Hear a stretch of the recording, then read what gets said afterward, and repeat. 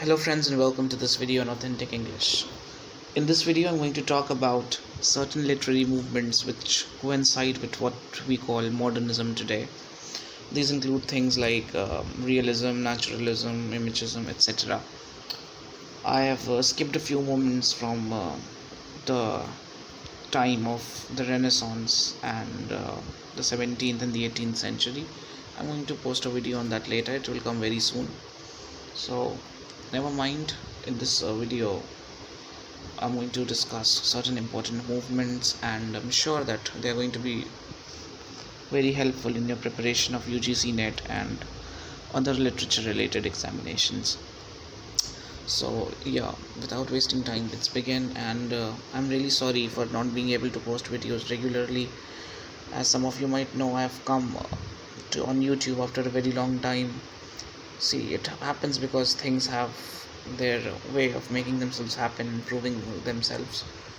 I am still going to continue posting videos on ISC English Literature. I'm going to make videos on things related to UGC NET, and I'll try to cover each and everything that I possibly can. It's all a matter of time. So yeah, please be with me in this journey, and if you like the content that I post on this channel, consider hitting the subscribe button. Now the first thing that I want to talk about is the pre-Raphaelite Brotherhood. So let's understand what this pre-Raphaelite Brotherhood means. So the pre-Raphaelite Brotherhood was a group of English painters, poets and art critics which was founded in 1848 by William Holman Hunt, John Everett Milius, Dante Gabriel Rossetti, William Michael Rossetti. So you can read the 7 names on the screen. So they formed a 7-member group which was termed as Brotherhood. You can see that this Brotherhood has certain Christian feelings to it, and that is basically the purpose of this group, that it is a sort of a religious group that sought to add some religious and theosophical elements in art. What they believed was that Raphael, who was, as you know, a Renaissance artist, a corrupting influence on art. So they did not like Raphael and his art because they thought that it was maybe too modern, too vile, and it was too corrupt. So they wanted to take it, make their own art, which was not, according to them, corrupt. And their Nazarene movement is something which is this movement modeled on. You can see all the notes on the screen. Nazarene movement was a German romantic for a group of German romantic painters who aimed to revive religious elements in art, reacted against neoclassicism, and relied on the Middle Ages and Renaissance for inspiration. So I mean, they were not very much inspired by neoclassicism. Like, they wanted that all these pagan elements shouldn't be given a lot of preference. Influenced by nature, and its members used great detail to show the natural world using bright, sharp focus techniques on a white canvas. Classical poses and elegant compositions of Raphael were attacked due to their corrupting nature. They also objected against Joshua Reynolds, founder of the English Royal Academy of Arts, influenced greatly by nature. So they had some romantic tendencies. They were very much influenced by nature. Okay, so they were more natural as opposed to people like Raphael, who focused more on things like their own creativity.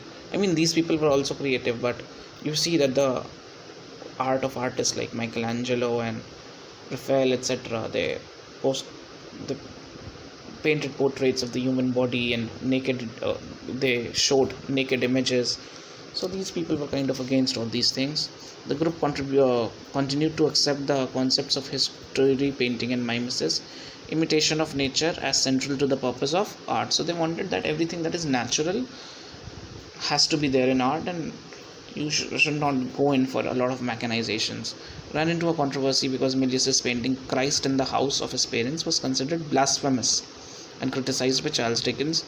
And these are the names of the poets who were contributing to this movement. So this was the pre-Raphaelite movement, something that was critical of Raphael. The Oxford movement then was a movement of high church members of the Church of England, which eventually developed into Anglo-Catholicism. And the movement's philosophy was known as Naturalism after a series of publication, the Tracts for the Times, published from 1833 to 1841. So it was in the 19th century.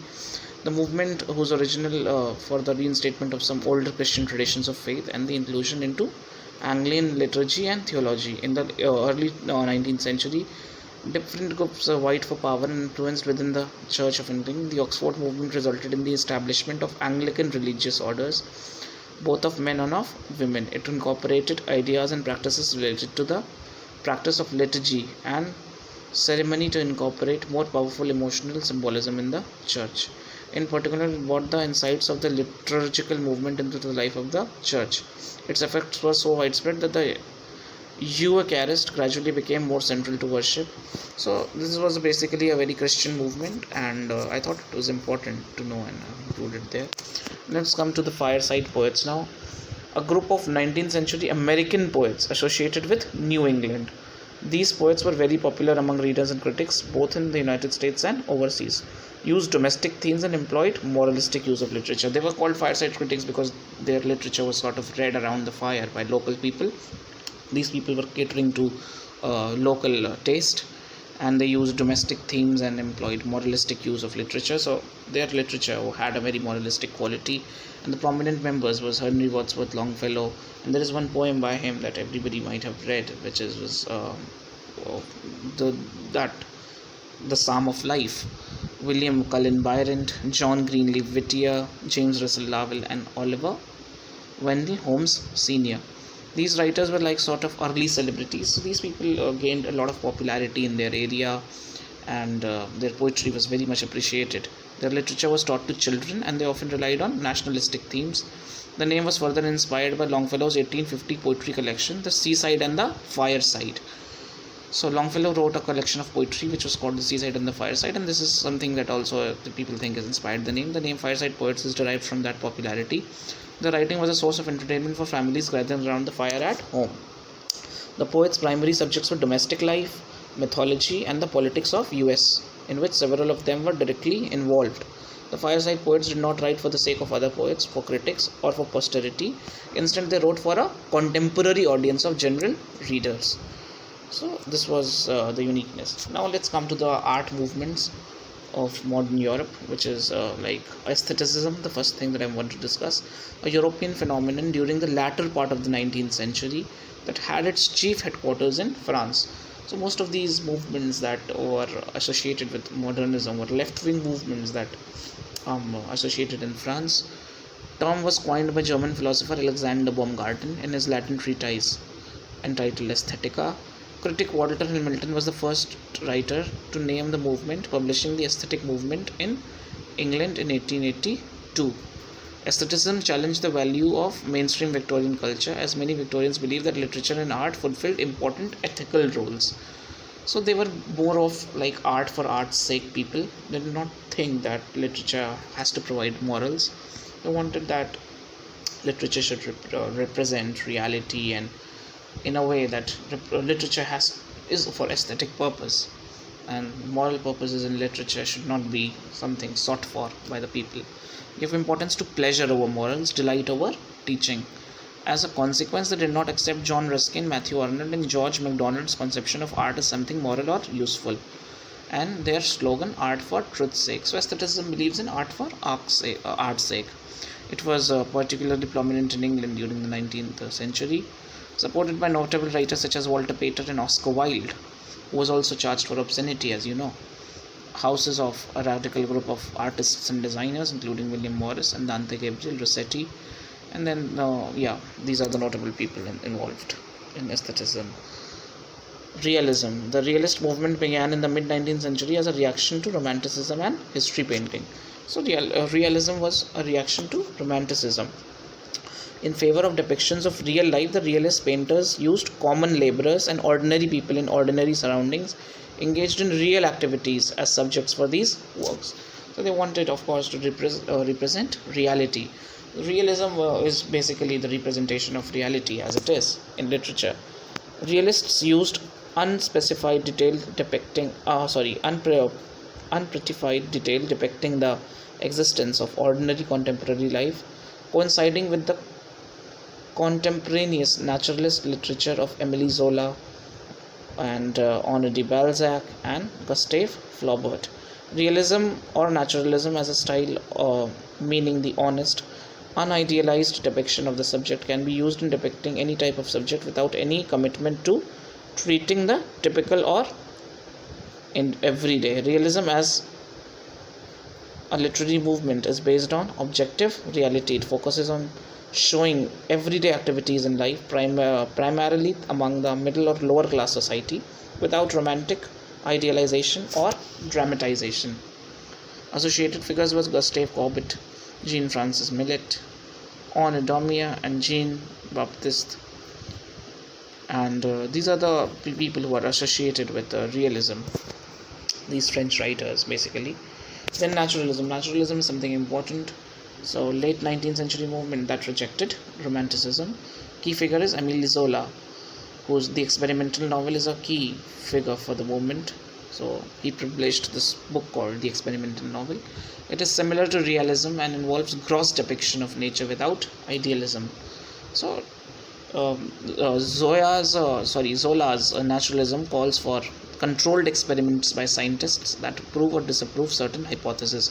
So his book was about representing complete reality without being biased. In literature, like authors only need to write what they see. It requires dispassionate observation and documentation of the world. Zola's naturalism, forget my mistake, it's Zola. Zola's naturalism observes human psychology scientifically without taking sides. According to him, no character must be larger than life. This kind of naturalism did not shy away from the grotesque. Zola, in turn, inspired by Auguste Comte's positivism, but also to physiologist Claude Bernard and historian Hippolyte Taine. So these are the major influences on Zola when he wrote his experimental novel. Key figures of American naturalism is Frank Norris. He attributed American naturalism to writers like Faulkner, Stephen Crane, Jack London, Theodore Dreiser, and Henry James. Other critics include Paul Civillo and Cornelius Voss. So, like, naturalism is a movement which was, I would say, a movement that wanted to depict like gross reality and without being biased at all. Impressionism, a 19th century art movement characterized by relatively small, thin yet visible brush strokes, open composition, emphasis on accurate depiction of light, ordinary subject matter, unusual visual sights, and inclusion of movements as a crucial element of human perception and experience. The name of the movement derives from the title of Claude Monet work, Impression. So this is the name of the French work. It is a precursor to various painting styles. Literary Impressionism was influenced by this movement. Literary Impressionism is concerned with mental impressions, emotions, etc., as in the stream of consciousness technique used by Conrad Wolf, Joyce, etc. Dadaism began in the early 20th century in Switzerland and US. The Dada movement consisted of left-wing artists, so you reject logic.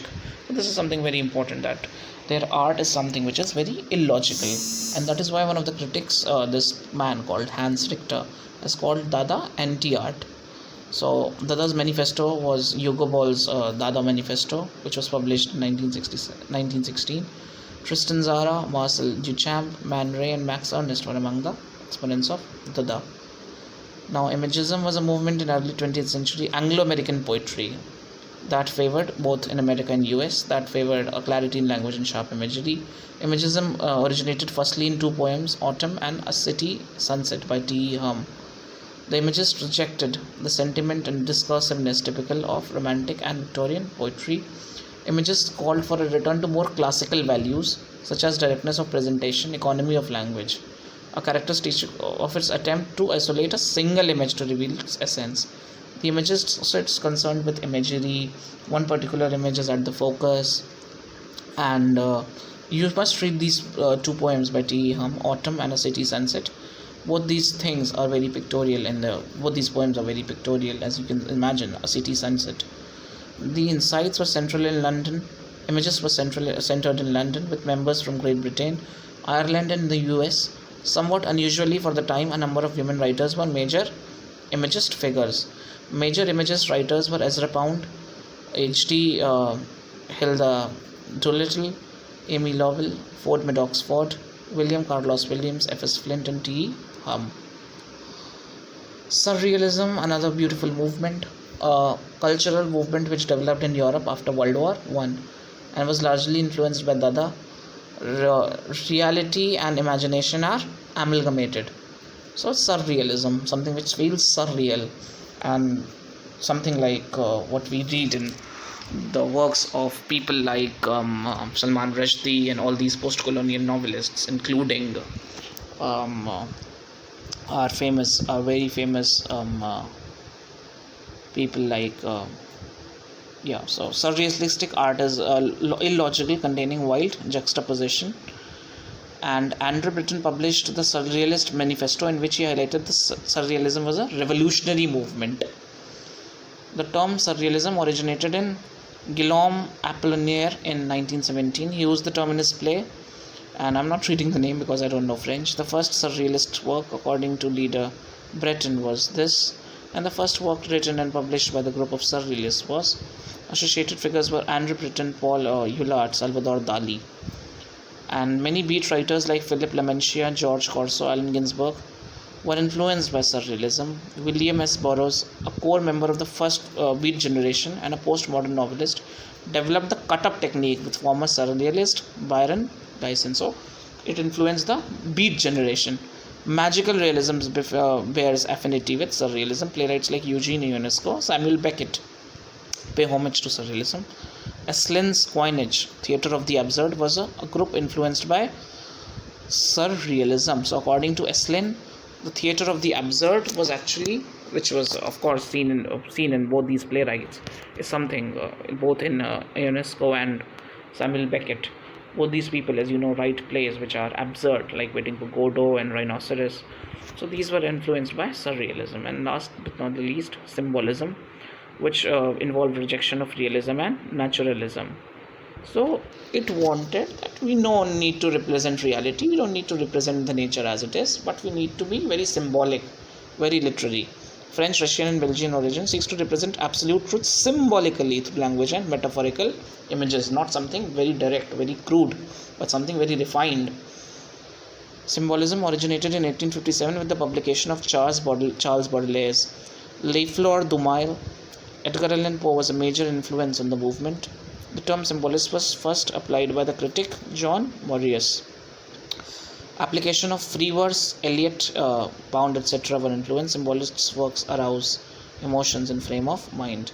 So you can read the notes. Pre-Raphaelite movement is a precursor to symbolists. So this slide must have been should have been right ahead of Pre-Raphaelite Brotherhood, but due to some problems, I'm discussing it at the last. Distinct from but related to the style of literature, symbolism in art is related to the Gothic component of Romanticism and Impressionism. Like we see that poem by Edgar Allan Poe, The Raven, it's very symbolic. The Raven is a very symbolic figure which represents a lot of things in the poem. Those who have read it know. Symbolism originated in the revolt of certain French poets against the rigid conventions governing both technique and theme in traditional French poetry, as evidenced in the precise description of Parnassian poetry. The symbolists wished to liberate poetry from its expository functions and its formalized auditory in order to describe instead the fleeting immediate sensation of man's inner life and experience. So they were more concerned about talking about inner life rather than just depicting reality as it is. They wanted something more profound, more deep. So this is it basically for this lecture, and the next videos are going to be about other movements, and then I'm going to discuss like individual writers from different ages. So let's see how it all goes, but yeah, I'm going to try my best to provide as much material as possible to people for free, of course. So thank you so much.